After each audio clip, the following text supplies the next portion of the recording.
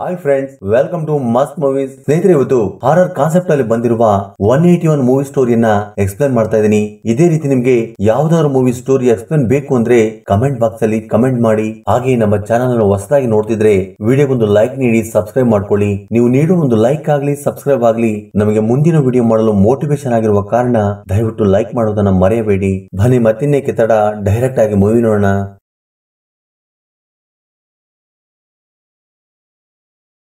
Movie starting ನಲ್ಲಿ ನಮ್ಗೆ ಒಂದು ಪಾಳು ಬಿದ್ದ ಬಂಗಲೆಯನ್ನ ತೋರಿಸ್ತಾರೆ. ಆ ಮನೆಯಲ್ಲಿ ಒಬ್ಬ ಹುಡುಗಿ ಇರ್ತಾಳೆ, ಅವಳೊಬ್ಳು ರೈಟರ್. ಅವಳು ಫಸ್ಟ್ ಟೈಮ್ ಒಂದು ಆರ್ ಸ್ಟೋರಿನ ಬರೆಯೋದಕ್ಕೋಸ್ಕರ ಈ ಪಾಳು ಬಿದ್ದ ಬಂಗಲೆಗೆ ಬಂದಿರ್ತಾಳೆ. ಅವತ್ ನೈಟ್ ಅವ್ರ ಅಮ್ಮ ಕಾಲ್ ಮಾಡಿ ಬೇಗ ಮನೆಗೆ ಬಾ, ಈಗಾಗ್ಲೇ ಲೇಟ್ ಆಗಿ ಹೋಗಿದೆ ಅಂತ ಹೇಳ್ತಾರೆ. ಅದಕ್ಕೆ ಆ ಲೇಡಿ, ನೋಡಮ್ಮ, ಇದು ನನ್ನ ಫಸ್ಟ್ ಆರ್ ಸ್ಟೋರಿ, ದೆವ್ವಗಳಿರೋ ಪ್ಲೇಸ್ ಗೆ ಬಂದು ಸ್ವಲ್ಪ ಫೀಲ್ ಆಗ್ತಾ ಸ್ಟೋರಿಯನ್ನ ಬರೆಯೋಣ ಅಂದ್ಕೊಂಡಿದೀನಿ. ಅದಕ್ಕೋಸ್ಕರ ಪ್ಲೀಸ್ ಅಮ್ಮ ನನ್ನ ಮೈಂಡ್ ಅನ್ನ ಡಿಸ್ಟರ್ಬ್ ಮಾಡ್ಬೇಡ ಅಂತ ಹೇಳಿ ಕಾಲ್ ಕಟ್ ಮಾಡಿ ಸ್ಟೋರಿಯನ್ನ ಬರೆಯೋದಕ್ಕೆ ಸ್ಟಾರ್ಟ್ ಮಾಡ್ತಾಳೆ. ಆ ಮನೆಯಲ್ಲಿ ಯಾವ್ದೋ ಒಂದು ಮೂಲೆಯಲ್ಲಿ ಸೌಂಡ್ ಬರುವುದನ್ನ ನೋಡಿ ಹಿಂದಕ್ಕೆ ತಿರುಗಿ ನೋಡ್ತಾಳೆ.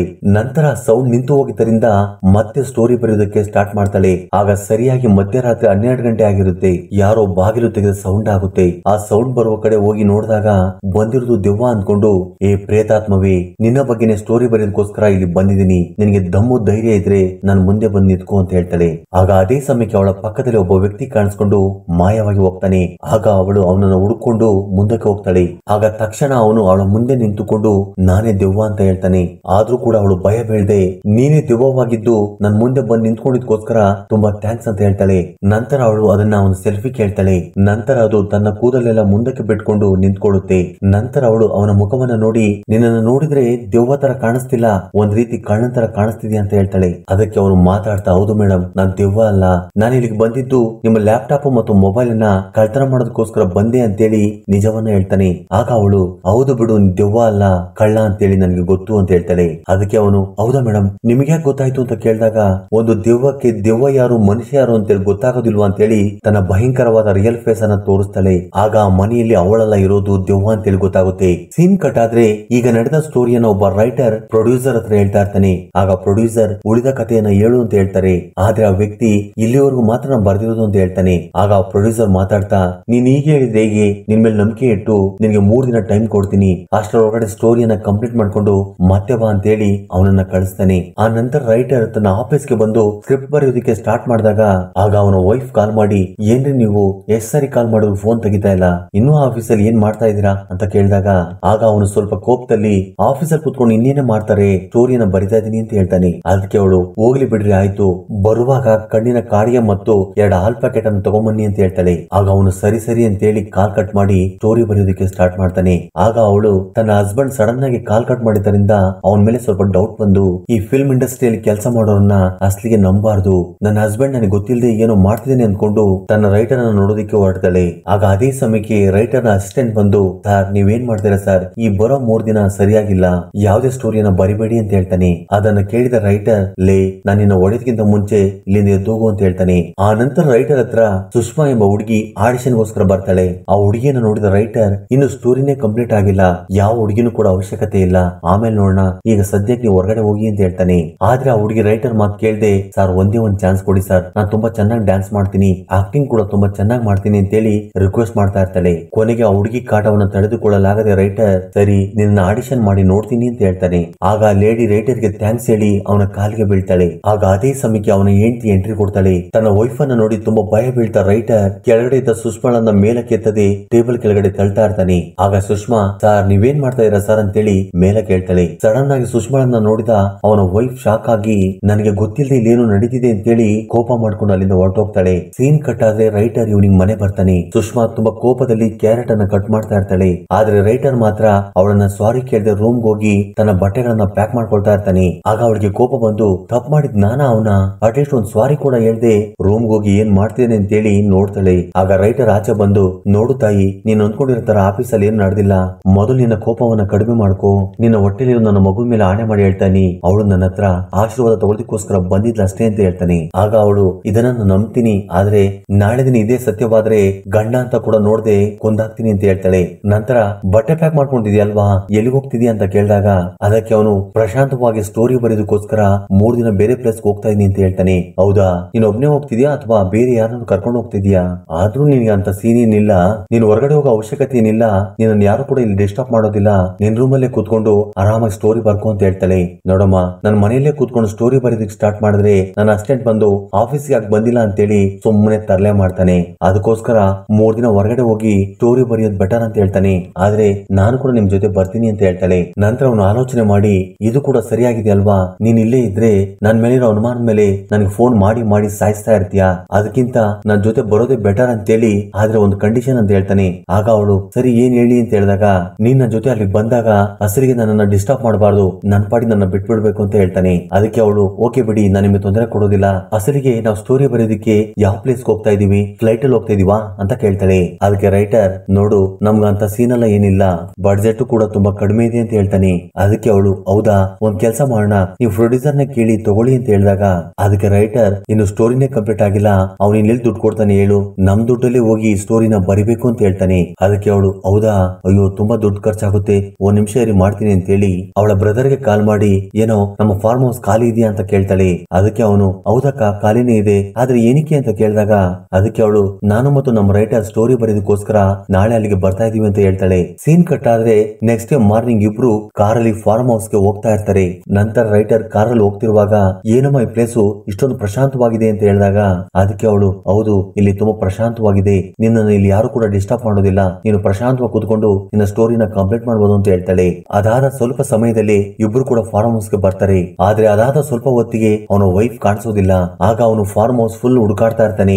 ಆಗ ಅವಳು 2 ಬಿಯರ್ ಬಾಟಲ್ ಹಿಡ್ಕೊಂಡು ಕುಡಿಯೋದಿಕ್ಕಂತ ನೋಡ್ತಾ ಇರ್ತಾಳೆ. ಆಗ ಅದನ್ನ ರೈಟರ್ ನೋಡಿ, ನಿನ್ಗೆ ಈ ಅಭ್ಯಾಸ ಕೂಡ ಇದೆಯಾ ಅಂತೇಳಿ ಆ ಬಿಯರ್ ಬಾಟಲ್ ತಗೊಂಡು ಫ್ರಿಜ್ ಅಲ್ಲಿ ಇಡ್ತಾನೆ. ಆಗ ಅದೇ ಸಮಯಕ್ಕೆ ಆ ಫಾರ್ಮ್ ಹೌಸ್ ನ ವಾಚ್ ಮ್ಯಾನ್ ಬಂದು, ಸರ್ ನಿಮ್ಗೆ ಏನೇ ಅವಶ್ಯಕತೆ ಇದ್ರು ನನ್ನನ್ನ ಕೇಳಿ ಅಂತ ಹೇಳ್ತಾನೆ. ಆ ವಾಚ್ ಮ್ಯಾನ್ ತುಂಬಾ ಡ್ರಿಂಕ್ಸ್ ಮಾಡಿದ್ದರಿಂದ ಇಲ್ಲೇನು ಎಲ್ರು ಡ್ರಿಂಕ್ಸ್ ಮಾಡೇ ಇರ್ತಾರ ಅಂತೇಳಿ ರೈಟರ್ ಅನ್ಕೋತಾನೆ. ಸೀನ್ ಕಟ್ ಆದ್ರೆ ನೈಟ್ ಆಗುತ್ತೆ, ಎಲ್ರು ಕೂಡ ಅವರವರ ಕೆಲಸದಲ್ಲಿ ಬ್ಯುಸಿ ಆಗಿರ್ತಾರೆ. ಆಗ ರೈಟರ್ ಗೆ ಮನೆಯಲ್ಲಿ ಏನೋ ಓಡಾಡಿದಾಗ ಆಗುತ್ತೆ. ನಂತರ ರೈಟರ್ ಅದೇ ವಿಷಯವನ್ನ ತನ್ನ ವೈಫ್ ಗೆ ಹೇಳ್ತಾನೆ. ಆಗ ಅವಳು ಹಸರಿಗೆ ನಂಬೋದಿಲ್ಲ, ಓ ನಿನ್ ಮೈಂಡ್ ಎಲ್ಲ ಈಗ ಬಿಯರ್ ಮೇಲಿದೆ ಅಲ್ವಾ, ಸರಿ ನಡಿ ಹೋಗೋಣ ಬಿಯರ್ ಕುಡಿಯೋಣ ಅಂತೇಳಿ ಲ್ಯಾಪ್ಟಾಪ್ ಅನ್ನ ಕ್ಲೋಸ್ ಮಾಡ್ತಾಳೆ. ಆಗ ಅಲ್ಲೊಂದು ದೆವ್ವ ಇರುತ್ತೆ, ಆದ್ರೆ ಅವ್ರು ಯಾರು ಕೂಡ ಅದನ್ನ ನೋಡೋದಿಲ್ಲ. ನಂತರ ಇಬ್ರು ಕೂಡ ಬಿಯರ್ ಕುಡಿದು ಹ್ಯಾಪಿಯಾಗಿ ಮಲ್ಕೋತಾರೆ. ನಂತರ ಮಧ್ಯರಾತ್ರಿ ಅವನ ವೈಫ್ ಎದ್ದು, ಈಗ ವೆದರ್ ತುಂಬಾ ಚೆನ್ನಾಗಿದೆ, ಈಗ ಏನಾದ್ರು ಮಾಡೋಣ ಅಂತ ಹೇಳ್ತಾಳೆ. ಆಗ ಅವನು, ಲೇ ಏನು ನಿಂದು ಮಧ್ಯರಾತ್ರಿ ನಿದ್ದೆ ಬರ್ತಿದೆ, ಸುಮ್ನೆ ಮಲ್ಕೊಳ್ಳಿ ಅಂತೇಳಿ ಅವನು ಕೂಡ ಮಲ್ಕೋತಾನೆ. ಆಗ ಅವಳು ತುಂಬಾ ಡಿಸಪಾಯಿಂಟ್ ಆಗಿ ನಿದ್ರೆ ಮಾಡ್ತಿರುವಾಗ ರೈಟರ್ ಬೇರೆ ಹುಡುಗಿಯೊಂದಿಗೆ ಡ್ಯಾನ್ಸ್ ಮಾಡೋ ತರ ಕನ್ಸಲ್ಲಿ ನೋಡ್ತಾಳೆ. ಆಗ ತಕ್ಷಣ ಕಂಡ್ಬಿಟ್ಟು ಇವನು ರೊಮ್ಯಾನ್ಸ್ ಅನ್ನ ನನ್ ಜೊತೆ ಮಾಡದೆ ಬೇರೆ ಎಲ್ಲರ ಜೊತೆ ಮಾಡ್ತಾನೆ ಅಂತೇಳಿ ಫೀಲ್ ಆಗ್ತಾ ಇರ್ತಾಳೆ. ನಂತರ ಅವಳಿಗೆ ತನ್ನ ಫೀಲಿಂಗ್ಸ್ ಅನ್ನ ಕಂಟ್ರೋಲ್ ಮಾಡೋದಕ್ಕೂ ಕೂಡ ಆಗ್ತಾ ಇಲ್ಲ, ನಿದ್ರೆನೂ ಕೂಡ ಸರಿಯಾಗಿ ಬರ್ತಾ ಇರೋದ ಕಾರಣ ಹೋಗಿ ಸ್ನಾನ ಮಾಡ್ತಾಳೆ. ಆಗ ಅದೇ ಸಮಯಕ್ಕೆ ಯಾರೋ ಕಾಲ್ ಮಾಡ್ತಾರೆ. ಆಗ ಅವಳು ಹೋಗಿ ಕಾಲ್ ಲಿಫ್ಟ್ ಮಾಡ್ತಾಳೆ, ಆದ್ರೆ ಫೋನ್ ಅಲ್ಲಿ ಯಾರು ಕೂಡ ಮಾತಾಡೋದಿಲ್ಲ. ನಂತರ ಅವಳು ಫೋನ್ ಕಟ್ ಮಾಡಿ ರೂಮ್ ಹೋಗ್ತಿರುವಾಗ ಒಂದು ದೆವ್ವ ಅವಳನ್ನ ಫಾಲೋ ಮಾಡ್ತಾ ಇರುತ್ತೆ. ನನ್ನನ್ನು ಯಾರೋ ಹಿಂದೆ ಫಾಲೋ ಮಾಡ್ತಾರೆ ಅಂತ ಅನ್ಸಿ ಹಿಂದಕ್ಕೆ ತಿರುಗಿ ನೋಡ್ತಾಳೆ, ಆದ್ರೆ ಅವಳ ಹಿಂದೆ ಯಾರು ಕೂಡ ಇರೋದಿಲ್ಲ. ನಂತರ ಅವಳು ರೂಮ್ ಗೆ ಬಂದು ನೀಟಾಗಿ ರೆಡಿ ಆಗಿ, ನಾನ್ ನಾರ್ಮಲ್ ಆಗಿದ್ರೆ ಇವನು ಇಷ್ಟ ಆಗೋದಿಲ್ಲ, ಅದಕ್ಕೋಸ್ಕರ ನಾನೀಗ ಹೀರೋಯಿನ್ ಆಗಿ ರೆಡಿ ಆಗ್ಬೇಕು ಅಂತ ಅನ್ಕೋತಾಳೆ. ಆಗ ಅದೇ ಸಮಯಕ್ಕೆ ಕೆಳಗಡೆ ಅವರ ಕಾರ್ ಸ್ಟಾರ್ಟ್ ಆಗಿರೋ ಸೌಂಡ್ ಕೇಳುತ್ತೆ. ನಂತರ ಅವಳು ಹಸ್ಬೆಂಡ್ ಅನ್ನ ಹೇಳ್ಸಿ ಅವನನ್ನ ಕೆಳಗಡೆ ಕರ್ಕೊಂಡೋಗಿ ನೋಡ್ತಾಳೆ. ಅಲ್ಲಿ ಹೋಗಿ ಆ ದೃಶ್ಯವನ್ನು ನೋಡಿ ಶಾಕ್ ಆಗಿ ಹೋಗ್ತಾಳೆ. ಕಾರಲ್ಲಿ ಡ್ರೈವರ್ ಇಲ್ದೆ ಆಟೋಮೆಟಿಕ್ ಆಗಿ ಆ ಕಡೆ ಈ ಕಡೆ ಓಡಾಡ್ತಾ ಇರುತ್ತೆ. ಆಗ ಅವ್ರಿಗೆ ಅದನ್ನ ನೋಡಿ ಒಂದು ಕ್ಷಣ ಇಲ್ಲಿ ಏನ್ ನಡೀತಿದೆ ಅಂತ ಹೇಳಿ ಅರ್ಥ ಆಗೋದಿಲ್ಲ. ರೈಟರ್ ನ ಹೆಂಡತಿ ಪ್ರಿಯಾ ಅಂತೂ ತುಂಬಾ ಭಯ ಬಿದ್ದೋಗ್ತಾಳೆ. ನಂತರ ರೈಟರ್ ಅವಳನ್ನ ರೂಮಿಗೆ ಕರ್ಕೊಂಡೋಗಿ ಮಲಗಿಸ್ತಾನೆ. ಮಾರ್ನಿಂಗ್ ಎದ್ದು ನೋಡಿದ್ರೆ ಅವ್ರು ನಿಲ್ಲಿಸಿದ ಪ್ಲೇಸ್ ಅಲ್ಲಿ ಕಾರ್ ಇರೋದಿಲ್ಲ, ಅವರ ಮನೆಯಿಂದ ಸ್ವಲ್ಪ ದೂರದಲ್ಲಿ ಕಾರ್ ಇರುತ್ತೆ. ಆಗ ಅವರು ಅದನ್ನ ನೋಡಿ, ನೈಟ್ ನಾವು ತುಂಬಾ ಡ್ರಿಂಕ್ಸ್ ಮಾಡಿದ್ವಲ್ವಾ, ಮೇ ಬಿ ಅದಕ್ಕೋಸ್ಕರ ನಮ್ಗೆ ಈ ರೀತಿ ಅನ್ಸಿರ್ಬಹುದು ಅಂತ ಅನ್ಕೋತಾರೆ. ನಂತರ ನಮ್ಮ ರೈಟರ್ ಸ್ಟೋರಿ ಬರೆಯೋದಕ್ಕೆ ಸ್ಟಾರ್ಟ್ ಮಾಡ್ತಾನೆ. ಆಗ ಅವನು ಬರೆದಿದ್ದ ಪೇಪರ್ ಸಡನ್ ಆಗಿ ಅವನ ವೈಫ್ ಹತ್ರ ಹೋಗಿ ಬೀಳುತ್ತೆ. ಆ ನಂತರ ಆ ಪೇಪರ್ ಗೆ ಸಡನ್ ಆಗಿ ಫೈರ್ ಅಂದ್ಕೊಳ್ಳುತ್ತೆ. ಅದನ್ನ ನೋಡಿದ ಪ್ರಿಯಾ, ಏನೇ ನೀವು ನನ್ನನ್ನು ಕೊಲ್ಬೇಕು ಅಂತ ಏನಾದ್ರು ಪ್ಲಾನ್ ಮಾಡಿರ ಅಂತೇಳಿ ಜೋಕ್ ಮಾಡ್ತಾಳೆ. ಆದ್ರೆ ರೈಟರ್ ಅದನ್ನ ಸೀರಿಯಸ್ ತಗೊಂಡು ಅವಳ ಕಪಾಳಕ್ಕೆ ಬಾರಿಸ್ತಾನೆ. ನಂತರ ಅವಳು ಬಾಧೆ ಬೀಳ್ತಾ ಬುಕ್ ಓದೋದಕ್ಕೆ ಸ್ಟಾರ್ಟ್ ಮಾಡ್ತಾಳೆ. ಆಗ ಅವಳಿಗೆ ಅಲ್ಲೊಂದು ಭಯಂಕರವಾದ ದೆವ್ವ ಕಾಣಿಸುತ್ತೆ. ಆಗ ಅವಳು ಭಯ ಬಿದ್ದು ಜೋರಾಗಿ ಕಿರಿಸಿದಾಗ ಆಗ ರೈಟರ್ ಅಲ್ಲಿಗೆ ಬಂದು ಏನಾಯ್ತು ಅಂತ ಕೇಳ್ತಾನೆ. ಆದ್ರೆ ಪ್ರಿಯಾ ಮಾತ್ರ ಏನು ಹೇಳೋದಿಲ್ಲ. ನಂತರ ಟಿಫನ್ ರೆಡಿ ಮಾಡೋಣ ಅಂತೇಳಿ ಕಿಚನ್ ಹೋದ್ರೆ ಗ್ಯಾಸ್ ಅಂಟೋದಿಲ್ಲ. ಅದಾದ ನಂತರ ಆಟೋಮೆಟಿಕ್ ಆಗಿ ಫೈರ್ ಬರುತ್ತೆ. ಅಯ್ಯೋ ಏನಾದ್ರೆ ಏನು ಫೈರ್ ಬಂತಲ್ಲ ಅಂತೇಳಿ ಪ್ರೀತಿಯಿಂದ ಮ್ಯಾಗಿ ಮಾಡ್ಕೊಂಡು ತನ್ನ ಹಸ್ಬೆಂಡ್ ಗೆ ಕೊಡೋದಿಕ್ ಹೋದಾಗ ರೈಟರ್ ದೆವ್ವವನ್ನ ನೋಡಿ ಮ್ಯಾಗಿ ಪೂರ್ತಿ ಕೆಳಗಡೆ ಬೀಳಿಸ್ತಾನೆ. ನೀವೇನ್ರಿ ನೀವು ನಿಮಗೋಸ್ಕರ ಪ್ರೀತಿಯಿಂದ ಮ್ಯಾಗಿ ಮಾಡ್ಕೊಂಡ್ ಬಂದ್ರೆ ನೀವು ನೋಡ್ರಿ ಕೆಳಗಡೆ ಬೀಳ್ಸಿರಿ ಅಂತ ಹೇಳಿದಾಗ, ಆದ್ರೆ ರೈಟರ್ ಮಾತ್ರ ದೆವ್ವ ನೋಡಿದ ವಿಷಯವನ್ನ ಅವಳ ಹತ್ರ ಹೇಳೋದಿಲ್ಲ. ಆ ನಂತರ ತನ್ನ ವೈಫ್ ಜೊತೆ ಸೇರ್ಕೊಂಡು ನಿದ್ರೆ ಹೋಗ್ತಾನೆ. ನಂತರ ಏನೋ ಸೌಂಡ್ ಆಗಿ ಕೆಳಗಡೆ ಬಂದು ನೋಡ್ತಾನೆ. ಅಲ್ಲಿ ನೋಡಿದ್ರೆ ಅವನ ವೈಫ್ ಸ್ವಿಮ್ಮಿಂಗ್ ಪೂಲ್ ಅಲ್ಲಿ ಸ್ನಾನ ಮಾಡ್ತಾ ಅವನನ್ನ ಕರಿತಾ ಇರ್ತಾಳೆ. ಅದನ್ನ ನೋಡಿದ ರೈಟರ್ ಹೊರಗಡೆ ನನ್ನ ವೈಫ್ ಇದ್ರೆ ರೂಮ್ ಅಲ್ಲಿ ಇರೋದು ಯಾರು ಅಂತೇಳಿ ರೂಮ್ ಡೋರ್ ಅನ್ನ ಓಪನ್ ಮಾಡ್ತಾನೆ. ಆಗ ಅವನಿಗೆ ಆ ಬೆಡ್ ಮೇಲೆ ದೆವ್ವ ಕಾಣಿಸುತ್ತೆ. ಆಗ ತಕ್ಷಣ ಭಯ ಬಿದ್ದು ಕೆಳಗಡೆ ಓಡ್ ಬರ್ತಾನೆ. ಆಗ ಅವಳು, ಏನ್ರಿ ನೀವು ನನ್ನ ನೋಡಿದ್ರೆ ದೆವ್ವ ತರ ಕಾಣಿಸ್ತೀನಾ, ನನ್ನ ನೋಡಿ ಯಾಕೆ ಈ ರೀತಿ ಭಯ ಬೀಳ್ತೀರಾ ಅಂತ ಕೇಳ್ತಾಳೆ. ಆದ್ರೆ ರೈಟರ್ ಮಾತ್ರ ಏನು ಕೂಡ ಹೇಳೋದಿಲ್ಲ. ನಂತರ ಪ್ರಿಯಾ, ನನಗೆ ತುಂಬಾ ಟಯರ್ಡ್ ಆಗಿದೆ, ನಾನು ಮಲ್ಕೋತೀನಿ ಅಂತೇಳಿ ರೂಮಿಗೆ ಬಂದು ಮಲ್ಕೋತಾಳೆ. ಆದ್ರೆ ರೈಟರ್ ರೂಮ್ಗೆ ಬಂದು ಸೈಲೆಂಟ್ ಆಗಿ ಮಲ್ಕೋಬೇಕು ತಾನೆ. ಹಾಗೆ ಆ ರೀತಿ ಮಾಡದೆ ಕಣ್ಣಿಗೆ ಕಾಣಿಸಿದ ದೆವ್ವವನ್ನ ಟಚ್ ಮಾಡೋದಿಕ್ ಹೋಗ್ತಾನೆ. ಆಗ ಆ ದೆವ್ವ ಅವನ ಮುಂದಕ್ಕೆ ತಿರುಗಿದ್ದರಿಂದ ಜೋರಾಗಿ ಕಿರಿಚಿ ತಲೆ ಸುತ್ತಿ ಕೆಳಗಡೆ ಬಿದ್ದು ಹೋಗ್ತಾನೆ.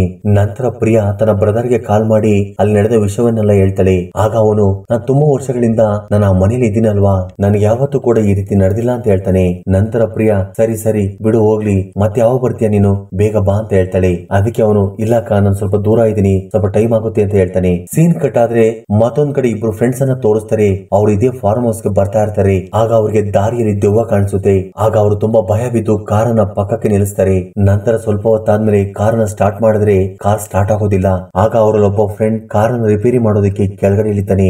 ನಂತರ ಬಂದವನು ಕಣ್ಣಿಗೆ ಕಾಣದೆ ಹೋಗ್ತಾನೆ. ನಂತರ ಇನ್ನೊಬ್ನು ತುಂಬಾ ಭಯ ಬಿದ್ದು ಕಾರಲ್ಲೇ ಕುತ್ಕೊಂಡ್ಬಿಡ್ತಾನೆ. ಆಗ ಅಲ್ಲಿ ಒಂದು ಭಯಂಕರವಾದ ದೆವ್ವ ಬಂದು ಅವನನ್ನು ಮತ್ತು ಅವನ ಫ್ರೆಂಡ್ ಅನ್ನ ಕೊಂದಾಕುತ್ತೆ. ಮತ್ತೊಂದ್ ಕಡೆ ಪ್ರಿಯಾಳ ಬ್ರದರ್ ಫಾರ್ಮ್ ಹೌಸ್ ಹತ್ರ ಅವನ ಫ್ರೆಂಡ್ ಚಂದುನನ್ನ ಕಳಿಸ್ತಾನೆ.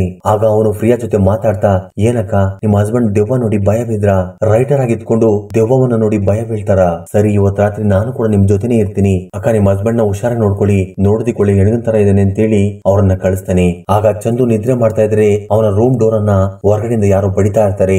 ಯಾರು ಅಂತೇಳಿ ಡೋರ್ ಅನ್ನ ಓಪನ್ ಮಾಡಿದ್ರೆ ಅಲ್ಲಿ ಯಾರು ಕೂಡ ಕಾಣಿಸೋದಿಲ್ಲ. ಅದಾದ ಸ್ವಲ್ಪ ಸಮಯಕ್ಕೆ ಮತ್ತೆ ಡೋರ್ ಅನ್ನ ಬಡಿತಾರೆ.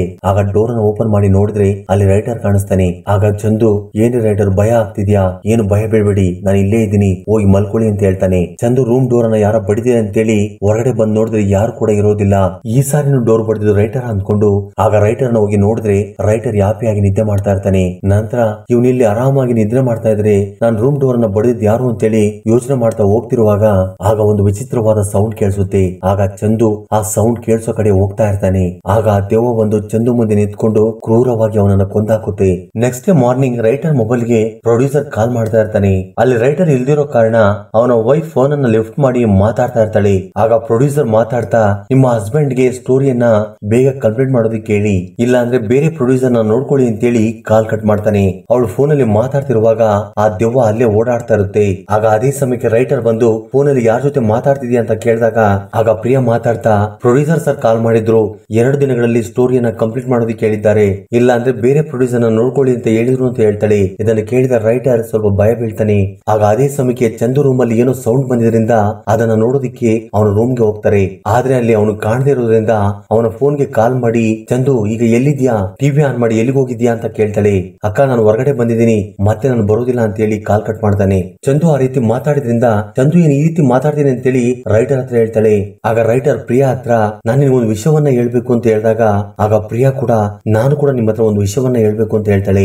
ಆಗ ರೈಟರ್ ಮೊದಲು ಮಾತಾಡ್ತಾ, ಈ ಮನೇಲಿ ನಾನು ಒಂದು ದೆವ್ವವನ್ನು ನೋಡಿದೆ ಅಂತೇಳಿ ನಡೆದ ಸ್ಟೋರಿಯನ್ನ ಪೂರ್ತಿಯಾಗಿ ಹೇಳ್ತಾನೆ. ಆಗ ಅದೇ ಸಮಯಕ್ಕೆ ಅವನ ಹೆಂಡತಿ ಹಿಂದೆಯಿಂದ ಬಂದು, ನಾನು ಇಲ್ಲಿರುವಾಗ ಯಾರ ಜೊತೆ ಮಾತಾಡ್ತಿದ್ಯಾ ಅಂತ ಕೇಳ್ತಾಳೆ. ಆಗ ರೈಟರ್ ಅವಳನ್ನ ನೋಡಿ, ನಾನು ಇನ್ನೊಂದು ನೋಡಿ ಭಯ ಬೀಳ್ಬೇಕಾ ಅಥವಾ ಆ ದೆವ್ವವನ್ನ ನೋಡಿ ಭಯ ಬೀಳ್ಬೇಕಾ ಅನ್ಕೋತಾನೆ. ಆಗ ಪ್ರಿಯಾ ರೈಟರ್ ನ ಮುಖವನ್ನು ನೋಡಿ ನಿಜವಾಗ್ಲೂ ಇಲ್ಲಿ ಏನು ನಡೀತಾ ಇದೆ ಅಂತ ಅಂದ್ಕೋತಾಳೆ. ಅವತ್ ನೈಟ್ ರೈಟರ್ ಸ್ಟೋರಿಯನ್ನ ಬರಿತಾ ಇರ್ತಾನೆ. ಆಗ ಪ್ರಿಯಾ ರೈಟರ್ ಜೊತೆ ಮಾತಾಡ್ತಾ ಸ್ಟೋರಿ ಎಲ್ಲಿವರೆಗೂ ಬಂತು ಅಂತ ಕೇಳಿದಾಗ ಆಗ ರೈಟರ್ ಇನ್ನು ಸ್ಟಾರ್ಟೇ ಮಾಡಿಲ್ಲ ಅಂತ ಹೇಳ್ತಾನೆ. ಆಗ ಪ್ರಿಯಾ, ಸರಿ ಆಯ್ತು ಬನ್ನಿ ಮಲ್ಕೊಳ್ಳಿ, ಮಾರ್ನಿಂಗ್ ಎದ್ದು ಬರೀರಂತೆ ಅಂತೇಳಿ ಬೆಡ್ ಶೀಟ್ ಅನ್ನು ಹೊತ್ಕೊಂಡು ಮಲ್ಕೋತಾಳೆ. ಆಗ ಅದೇ ಸಮಯಕ್ಕೆ ಹೊರಗಡೆ ಏನೋ ಸೌಂಡ್ ಬಂದಿದ್ರಿಂದ ರೈಟರ್ ಹೊರಗಡೆ ಹೋಗಿ ಸ್ವಿಮ್ಮಿಂಗ್ ಪೂಲ್ ಕಡೆ ನೋಡ್ತಾನೆ. ಆದ್ರೆ ಅಲ್ಲಿ ಯಾರು ಕೂಡ ಕಾಣಿಸೋದಿಲ್ಲ. ಆಗ ಅದೇ ಸಮಯಕ್ಕೆ ಒಂದು ಫೋನ್ ಕಾಲ್ ಬರುತ್ತೆ. ಆಗ ರೈಟರ್ ಫೋನ್ ಕಾಲ್ ಲಿಫ್ಟ್ ಮಾಡಿ ಮಾತಾಡ್ತಾ ಇರ್ತಾನೆ. ಆದ್ರೆ ಆ ಕಡೆಯಿಂದ ಯಾರು ಕೂಡ ಮಾತಾಡೋದಿಲ್ಲ. ಆಗ ಅದೇ ಸಮಯಕ್ಕೆ ಫಾರ್ಮ್ ಹೌಸ್ ನ ಟೆರಸ್ ನ ಮೇಲೆ ಯಾವ್ದೋ ಒಂದು ಹುಡುಗಿ ಅಳ್ತಿರೋ ಸೌಂಡ್ ಅನ್ನ ಕೇಳಿ ಯಾರು ಅಂತೇಳಿ ನೋಡೋದಕ್ಕೋಸ್ಕರ ಮೇಲೆ ಹೋಗ್ತಾನೆ. ಅಲ್ಲಿ ಯಾವ್ದೋ ಒಂದು ಹುಡುಗಿ ಕುಳಿತಿರುತ್ತೆ. ಅಯ್ಯೋ ದೆವ್ವ ಇರ್ಬೋದು ಅಂತೇಳಿ ಟಚ್ ಮಾಡೋದಕ್ಕೆ ಹತ್ರ ಹೋದಾಗ ಅವಳು ಬೇರೆ ಯಾರು ಅಲ್ಲ, ಅವನ ಹೆಂಡತಿ ಆಗಿರ್ತಾಳೆ. ಆಗ ರೈಟರ್, ನೀನು ರೂಮ್ ಅಲ್ಲಿ ಮಲಗಿದ್ದೆ ಅಲ್ವಾ, ಇಲ್ಲಿಗೆ ಬಂದೆ ಅಂತ ಕೇಳ್ತಾನೆ.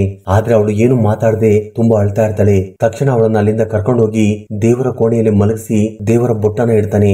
ಆಗ ಅವನ ವೈಫ್ ಬಾಡಿಯಲ್ಲಿದ್ದ ದೆವ್ವ ಹೊರಟೋಗುತ್ತೆ.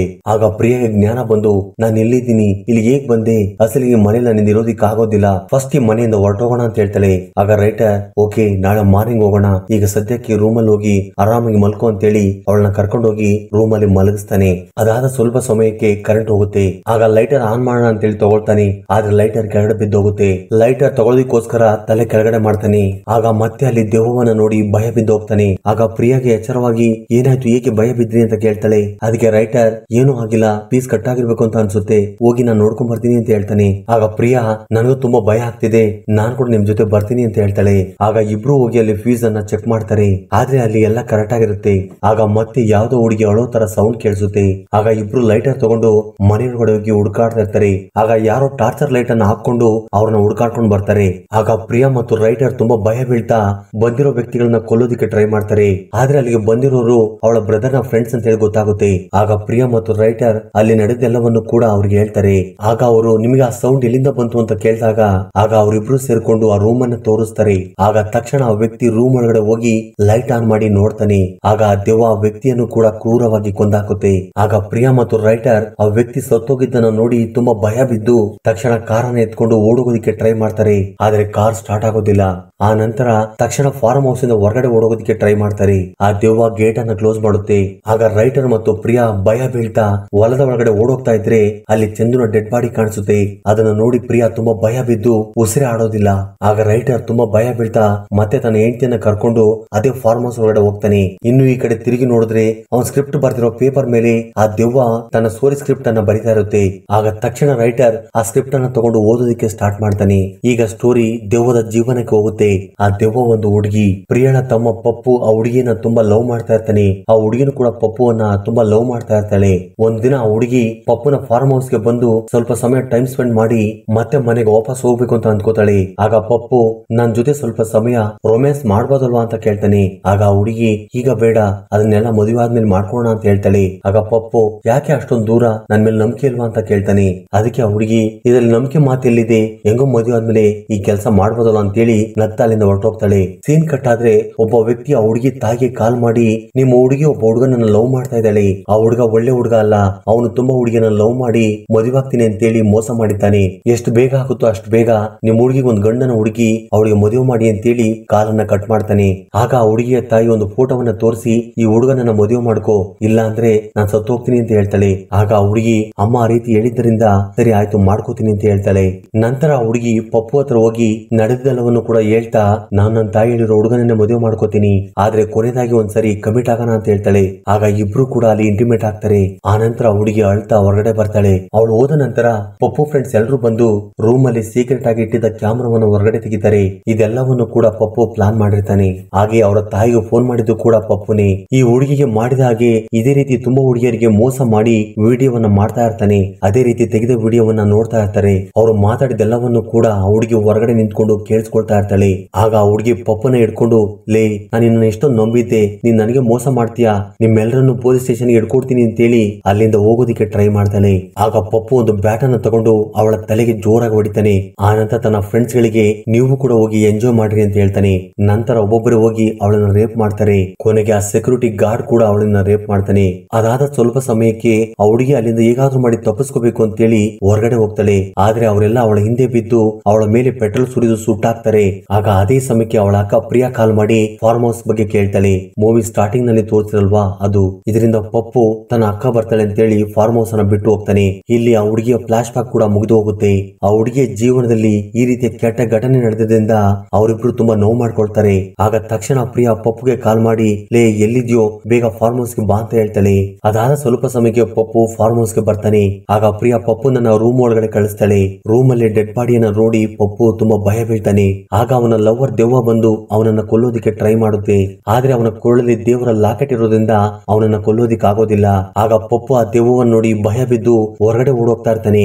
ಆಗ ರೈಟರ್ ಮತ್ತು ಪ್ರಿಯಾ ಅವನನ್ನ ಹಿಡ್ಕೊಳ್ಳೋದಿಕ್ಕೆ ಟ್ರೈ ಮಾಡ್ತಾರೆ. ಆಗ ಪಪ್ಪು ಅವರಿಬ್ಬರನ್ನು ಕೂಡ ಚೆನ್ನಾಗಿ ಹೊಡಿತಾನೆ. ಆಗ ಪ್ರಿಯಾ ಪಪ್ಪು ಅವಳ ತಲೆಗೆ ಹೊಡೆದ ಬ್ಯಾಟ್ ಅನ್ನ ತಗೊಂಡು ಪಪ್ಪುನ ತಲೆಗೆ ಹೊಡೆದು ಅವನ ಕೊಳ್ಳಲ್ಲಿದ್ದ ದೇವರ ಲಾಕೆಟ್ ಅನ್ನ ಕಿತ್ಕೋತಾಳೆ. ನಂತರ ಪ್ರಿಯಾ ಪಪ್ಪು ಜೊತೆ ಮಾತಾಡ್ತಾ ನೀನ್ ನನ್ನ ತಮ್ಮನೇ ಅಲ್ಲ, ನೀನೊಬ್ಬ ರಾಕ್ಷಸ ಅಂತ ಹೇಳ್ತಾಳೆ. ನಂತರ ಅವರಿಬ್ರು ಸೇರ್ಕೊಂಡು ಪಪ್ಪುನ ಎತ್ಕೊಂಡು ಹೋಗಿ ರೂಮ್ ಅಲ್ಲಿ ಬಿಸಾಕ್ತಾರೆ. ನಂತರ ದೆವ್ವ ಅವನನ್ನ ನೋಡ್ಕೊಳ್ಳುತ್ತೆ. ಆ ದೆವ್ವ ಪಪ್ಪುನ ಕೊಲ್ಲೋ ಸಮಯದಲ್ಲಿ ಅವನ ಜೊತೆ ಕಳೆದಿರೋ ಕ್ಷಣಗಳು ನೆನಪಾಗ್ತವೆ. ಆಗ ಆ ಮೆಮೊರೀಸ್ ಗಳನ್ನ ನೆನಪು ಮಾಡ್ಕೊಳ್ತಾ ಕೊಂದಾಕುತ್ತೆ. ಆಗ ಅದೇ ಸಮಯಕ್ಕೆ ಸೆಕ್ಯೂರಿಟಿ ಗಾರ್ಡ್ ಕೂಡ ಅಲ್ಲಿಗೆ ಬರ್ತಾನೆ. ಆ ಸೆಕ್ಯೂರಿಟಿ ಹೆಲ್ಪ್ ತಗೊಂಡು ಆ ಹುಡುಗಿನ ಹೇಗೆ ಕೊಂದಾಕಿದ್ರು ಹಾಗೆ ಇವ್ರ ಮೇಲೂ ಕೂಡ ಪೆಟ್ರೋಲ್ ನ ಸುರಿದು ಸುಟ್ಟಾಕ್ತಾರೆ. ನೆಕ್ಸ್ಟ್ ಡೇ ಮಾರ್ನಿಂಗ್ ಇಬ್ರು ಫ್ರೆಶ್ ಅಪ್ ಆಗಿ ಅವರ ಮನೆಗೆ ಹೋಗೋದಕ್ಕೆ ರೆಡಿ ಆಗ್ತಾರೆ. ಆಗ ಅದೇ ಸಮಯಕ್ಕೆ ಪ್ರೊಡ್ಯೂಸರ್ ಕಾಲ್ ಮಾಡಿ ಸ್ಟೋರಿ ಕಂಪ್ಲೀಟ್ ಆಯ್ತಾ ಅಂತ ಕೇಳ್ತಾರೆ. ಆಗ ರೈಟರ್ ಹೌದು ಸರ್ ಪೂರ್ತಿ ಕಂಪ್ಲೀಟ್ ಆಯ್ತು ಅಂತ ಹೇಳ್ತಾನೆ. ಆ ನಂತರ ಇಬ್ರು ಸೇರ್ಕೊಂಡು ಆ ಫಾರ್ಮ್ ಹೌಸ್ ಅನ್ನ ಬಿಟ್ಟು ಹೊರಗಡೆ ಹೋಗ್ತಾರೆ. ಅವರು ಹೊರಗಡೆ ಹೋದ ನಂತರ ಸೆಕ್ಯೂರಿಟಿಗೆ ಫಾರ್ಮ್ ಹೌಸ್ ಅಲ್ಲಿ ಯಾವ್ದೋ ಹುಡುಗಿ ಅಳೋ ಸೌಂಡ್ ಅನ್ನ ಕೇಳಿ ಓಡೋಗೋದಕ್ಕೆ ಟ್ರೈ ಮಾಡ್ತಾನೆ. ಆದ್ರೆ ಆದ್ರೆ ಆ ದೆವ್ವ ಸೆಕ್ಯೂರಿಟಿಯನ್ನು ಒಳಗಡೆ ಎಳ್ಕೊಂಡು ಕೊಂದಾಕುತ್ತೆ. ಇದರೊಂದಿಗೆ ಈ ಮೂವಿ ಎಂಡ್ ಆಗುತ್ತೆ. ಸ್ನೇಹಿತರೆ, ಈ ವಿಡಿಯೋ ನಿಮ್ಗೆ ಏನ್ ಅನಿಸ್ತು ಅಂತೇಳಿ ಕಮೆಂಟ್ ಮಾಡೋ ಮೂಲಕ ತಿಳಿಸಿ. ಧನ್ಯವಾದಗಳು.